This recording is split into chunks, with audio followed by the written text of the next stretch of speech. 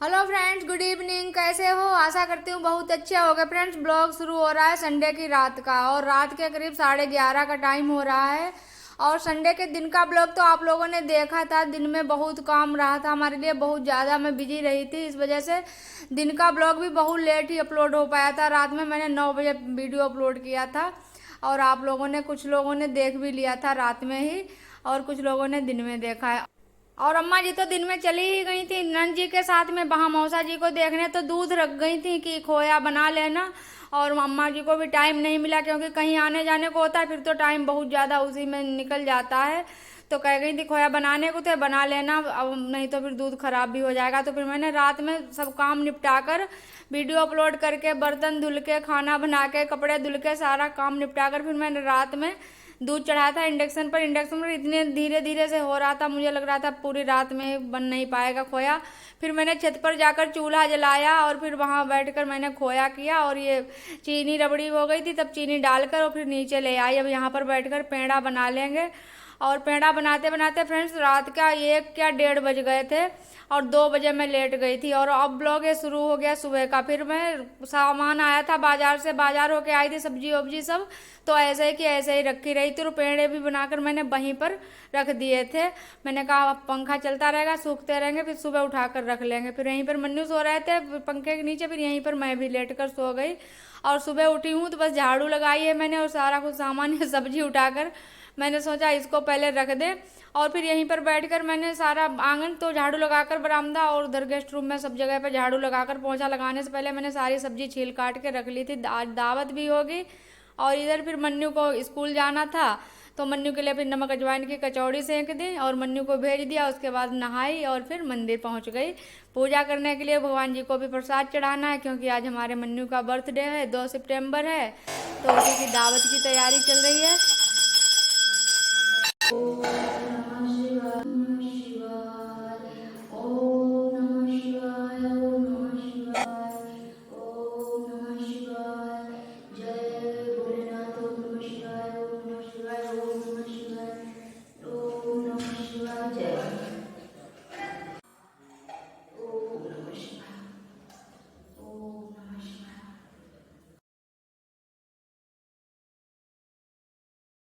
लीजिए फिर प्रसाद खा लिया और मन्नू को ढेर सारा आशीर्वाद दे दीजिए, हमारे मन्नू की जिद कम हो जाए। बस मन्नू को जिद आती है तो बिल्कुल किसी की नहीं मान। समय हो रहा है करीब 12 बज रहे हैं, 11 और 12 के बीच का टाइम होगा। हाँ, 11:55 हो गए, 12 बजने वाले हैं फ्रेंड्स। और मन्नू को भेज कर ही मैंने बना ली थी सब्जी। कुछ सब्जी तो बन चुकी है, टमाटर आलू की सब्जी, ये देखो कुकर भरे, और ये पत्ता गोभी की सब्जी इधर रखी है मैंने।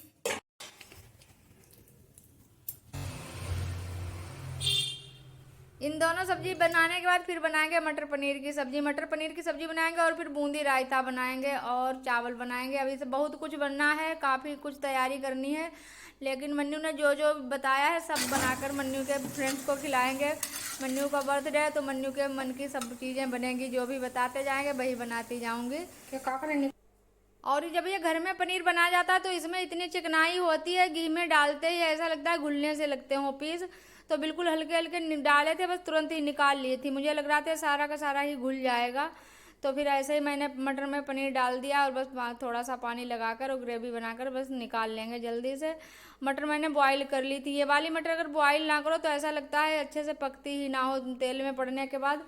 तो पहले हल्की सी मैंने बॉईल कर ली है, उसके बाद और फिर अब दीदी हमारी आ गई हैं क्योंकि घर में बहुत जिम्मेदारी है, इनकी अम्मा भी नहीं है तो फिर बहुत देख रेख रखनी होती है। बारिश भी आ पाई थी तेज से। और इतना बड़ा पतीला चढ़ाने के लिए तो चूल्हा ही जलाना पड़ेगा और चूल्हे में मिट्टी लगाने को थी। मैंने बताया था आप लोगों को बनाएंगे चूल्हा, लेकिन नहीं बना पाए थे, फिर मिट्टी ही नहीं लगा पाए थे। इतना संडे के दिन मैं बिजी ही हो गई, फिर इसका काम हो ही नहीं पाया।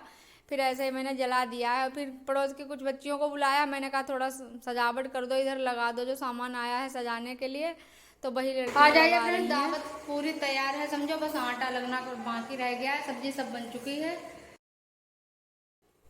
और इधर दीदी ने खस्ता की तैयारी कर दी है, तो कसूरी मेथी, बेकिंग पाउडर और थोड़ा रिफाइंड ऑयल डालेंगी और नमक डालेंगी और उड़द की दाल की जो पिसा हुआ पाउडर आता है वो डाल लिया है।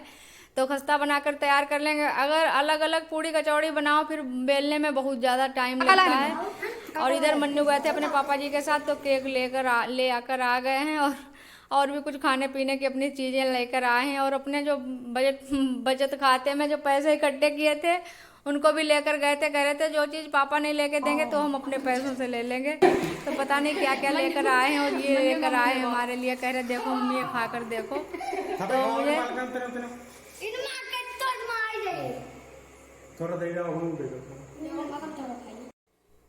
और बच्चों ने कहा बूंदी रायता बनाना तो चावल भी ज़रूर बनाना। और मोहल्ले के और फैमिली के सभी बच्चों की दावत है। तो बच्चे आते जाते आज पूरा दिन बच्चे घर में ही बने रहेंगे, क्योंकि बच्चों को खुशी बहुत ज़्यादा होती है। तो कहा चावल ज़रूर बनाना। तो मैंने थोड़े छौंक दिए हैं चावल, हरी मटर वगैरह, गरम मसाले थोड़े डाल दिए थे भुनने के लिए, ताकि अच्छी सी खुशबू आने लगे। और छौंक कर चावल बना देंगे। अभी के बर्थडे में इतनी कड़ाके की ठंड होती है, इतनी कड़ाके की ठंड होती है कि हाथ पैर चलाने मुश्किल हो जाते हैं। और मन्नू के बर्थडे में इतनी भीषण गर्मी होती है कि कुछ कहा ही नहीं, गर्मी है बहुत। और फ्रेंड्स बूंदे फिर पड़ने लगी हैं, बारिश ऐसा लगता है फिर होगी। और कैसे क्या होगा बर्थडे तो आप लोगों को कल के ब्लॉग में पता लगेगा। और इस ब्लॉग का हम यहीं से एंड करेंगे और मिलेंगे अगले ब्लॉग में। तब तक के लिए बाय बाय फ्रेंड्स।